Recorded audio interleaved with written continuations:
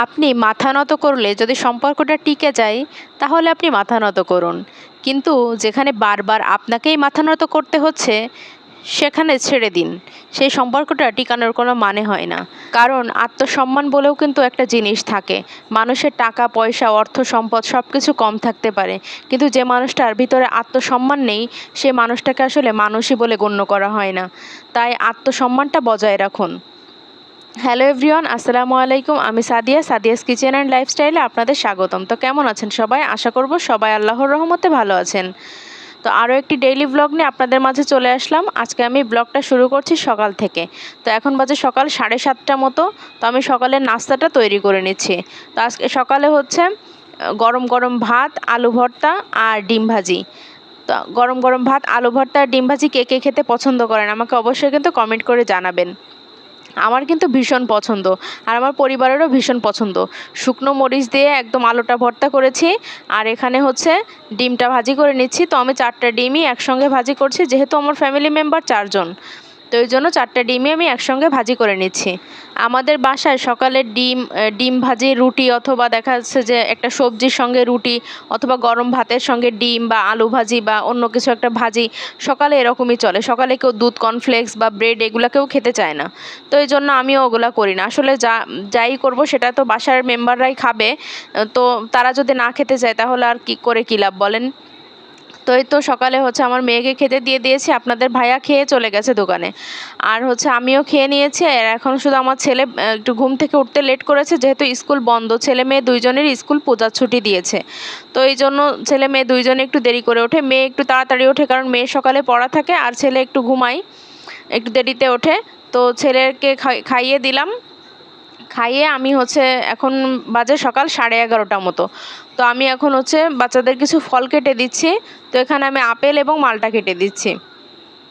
আর 2টা বাচ্চারই ঠান্ডা লেগেছে, তো এই জন্য বেশি করে একটু মালটা খাওয়াচ্ছি। আর এখন তো কমলা লেবুটা এখনও সিজন আসেনি, কমলা লেবুটা এখনও পাওয়া যায় না, তো এই জন্য মালটাটা ভালো পাওয়া যাচ্ছে, মালটাটাই বেশি কেনা হয়।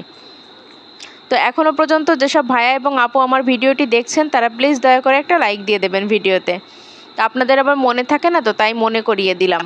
তো ফলগুলো কেটে নিয়েছি, আর আমার ছেলের জন্য মালটাটা জুস করে নিয়েছি। ও আবার কাটা মালটা ওইভাবে খেতে পারে না, তো ওকে হচ্ছে জুসটা দিয়ে দিলাম। আর এখন হচ্ছে আমার মেয়েকেও ফলগুলো দিয়ে দেবো, আর তার সাথে আমিও একটু খাবো।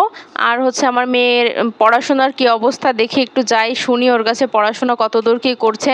ডিসেম্বরে যেহেতু পরীক্ষা, এখনও পর্যন্ত সিলেবাস শেষ হয়নি। বাচ্চারা তো বোঝেনি, পড়াশুনো ঠিকমতো করতে চায় না, অনেক ধরে বেঁধে পড়াশুনো করাইতে হয়।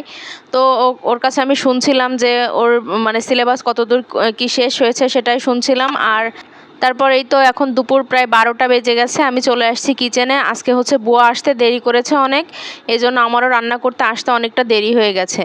তো আমি হচ্ছে ডিম সেদ্ধ করে নিয়েছি। আজকে হচ্ছে আপনাদের ইউনিক 2টা রেসিপি দেখাবো। তো আজকে হচ্ছে আমি রান্না করব বেগুন বাহার, আর হচ্ছে ইলিশ মাছের লেজ মাথা দিয়ে ভেন্ডি চচ্চড়ি করব। তো চলুন আমি কিভাবে বেগুন বাহারটা রান্না করি সেটা হচ্ছে আপনাদের দেখাবো। আর এখানে হচ্ছে আমি ভেন্ডিগুলো কেটে নিচ্ছি। তো আমি ভেন্ডি চচ্চড়ির ক্ষেত্রে এরকম একটু বড় বড় করেই কেটে নিই, আর সঙ্গে আমি আলুও ব্যবহার করি। আলুও দেই ভেন্ডিতে, তাহলে কিন্তু খেতে অনেক মজা লাগে। আর ভেন্ডির আলুটা সবসময় আমি একটু চিকন চিকন করে কেটে নিই, যাতে করে তাড়াতাড়ি সেদ্ধ হয়ে যায়। আর এখানে আমি বেগুনগুলো আমরা যেভাবে বেগুন ভাজি করি তো সেইভাবেই কেটে নিচ্ছি, কিন্তু একটু পুরু করে কেটে নিচ্ছি। বেগুন ভাজা আর একটুখানি পাতলা করে কাটি, আর এটা একটু পুরু করে কেটে নিলাম। এখন বেগুনটা ধুয়ে আমি ভালো মতো পানি ঝরিয়ে লবণ হলুদ দিয়ে ভালো মতো মেখে নিচ্ছি। মেখে আমি একটু ভেজে নেব। আর বেগুনটা অবশ্যই আমি হাই হিটে ভাজবো। আপনারা যখন ভাজবেন কিন্তু অবশ্যই হাই হিটে ভাজবেন। আর এখানে আমি প্রথমে হচ্ছে ডিমটা ভেজে নিচ্ছি, তারপর বেগুনটা ভাজবো।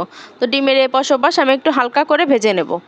খুব বেশি ভাজার দরকার নেই, সামান্য একটু লবণ একটু হলুদ দিয়েছি, দিয়ে আমি খুবই হালকা করে ডিমটা ভেজে নিয়েছি। তো এখন ডিমটা ভাজা হয়ে গেছে, দেখতেই পাচ্ছেন যে কতটা হালকা করে ভেজেছি।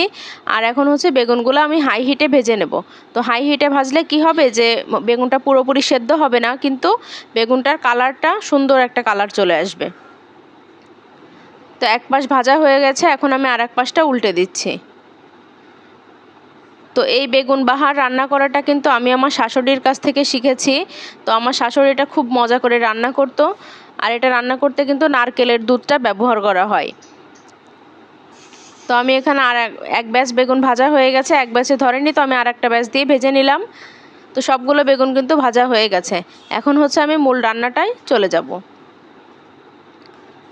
তো আর এদিকে হচ্ছে আমি ফ্রিজ থেকে নারকেল বের করে রেখেছি। আমি ডিপ ফ্রিজে নারকেল কুড়িয়ে রেখে দিয়েছিলাম, তো সেটা আমি ডিপ থেকে বের করে নিয়ে তারপর একটু গরম পানি দিয়ে ভিজিয়ে রেখে দিলাম, যাতে করে নারকেলের দুধটা ভালো মতো বের হয়ে আসে।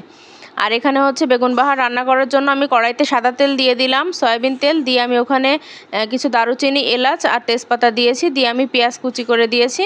আর পেঁয়াজটা ভাজি হয়ে গিয়েছে। এখন হচ্ছে লবণ দিয়েছি আর একটু পানি দিয়ে দিলাম যাতে পেঁয়াজটা না পুড়ে যায়। আর এখন হচ্ছে গুঁড়া মশলাগুলো দিচ্ছি। তো গুঁড়া মশলা জিরা গুঁড়া, ধনিয়া গুঁড়া, শুকনো মরিচের গুঁড়া আর হচ্ছে হলুদ গুঁড়া দিয়েছি। আর এখানে আমি নারকেলের দুধটা দিয়ে দিচ্ছি। তো নারকেলের দুধটা আমি 2 বারে দিয়ে দিলাম। দিয়ে আমি এখন এই পানিতে একটা বলক আসলে তারপর হচ্ছে আমি ভাজি করা বেগুনগুলো প্রথমে দিয়ে দেব। তো ভাজি করা বেগুনগুলো আমি দিয়ে দিলাম, দিয়ে হালকা একদম আলতো করে নাড়াচাড়া করতে হবে, তা নাহলে কিন্তু বেগুনগুলো একদম ঘুটে যাবে। আর এখন হচ্ছে আমি ডিমগুলাও দিয়ে দিলাম। ডিমগুলো দিয়েও আমি হালকা করে একটুখানি ঝোলের ভিতরে বসিয়ে দিচ্ছি ডিমগুলোকে। আর এখন হচ্ছে আমি একটু গরম মশলার গুঁড়া দিয়ে দিলাম। গরম মশলার গুঁড়া দিয়ে আমি এখন ঢাকনা দিয়ে ঢেকে এটাকে একটু রান্না করব। তো এই তো দেখতে পাচ্ছেন যে বেগুন বাহারটা কিন্তু রান্না করা একদম রেডি। আর এখানে নারকেলের দুধ যারা না খেতে চান তারা কিন্তু নারকেলের দুধটা স্কিপ করতে পারেন, তবে নারকেলের দুধ দিলে অনেক টেস্ট হয়। আর শেষে কিন্তু আমি একটুখানি ভাজা গরম মশলার গুঁড়া দিয়ে ঢেকে দিয়ে দিলাম। আর এখানে হচ্ছে আমি ভেন্ডিটা চচ্চড়ি করব, তার জন্য সরিষার তেলে আমি পেঁয়াজ, রসুন এবং কাঁচামরিচ বাটা দিয়েছি, দিয়ে তারপর একটু লবণ হলুদ দিয়ে তারপর হচ্ছে মাছগুলা দিয়ে ভালো করে আমি একটুখানি কষিয়ে নিচ্ছি। তো মাছগুলো ভালো করে একটু সেদ্ধ হয়ে গেলে তারপর হচ্ছে মাছটা আমি উঠিয়ে নেব এখন। তো মাছটা কিন্তু হয়ে গেছে, তো মাছটা এখন আমি উঠিয়ে নেব। উঠিয়ে এই যে মশলা আছে এই মশলার ভিতরেই কিন্তু আমি ভেন্ডিটা দিয়ে দেব। তো ভেন্ডি আর আলুগুলো দিয়ে দিলাম, দিয়ে খুব ভালো মতো একটু কষিয়ে নিচ্ছি। ভেন্ডিটা কষানোর পর্যায়ে আমার মনে হয়েছিল হলুদ লবণটা একটু কম, তো হলুদ লবণটা আমি দিয়ে দিলাম। আর একটু জিরা গুঁড়াও কিন্তু দিয়েছি, তো ওইটা আমার স্কিপ হয়ে গেছে, ওইটা আমি দেখাতে পারিনি। তো এখন হচ্ছে আমি ঢাকনা দিয়ে ঢেকে রেখেছি, তারপর একটা বলক আসলে আমি মাছগুলোও দিয়ে দেবো। তো মাছগুলো দিয়ে আমি ঢাকনা দিয়ে ঢেকে রান্না করব এটা যতক্ষণ না পানিটা শুকিয়ে আসে। তো এদিকে আমার বেগুন বাহার এই যে দেখতেই পাচ্ছেন কত সুন্দর কালার এসেছে, আর খেতেও কিন্তু অসাধারণ হয়েছিল। আর এই যে ভেন্ডি চচ্চড়ি। তো এই ছিল আজকের রেসিপি। আজকের মতো আল্লাহ হাফেজ।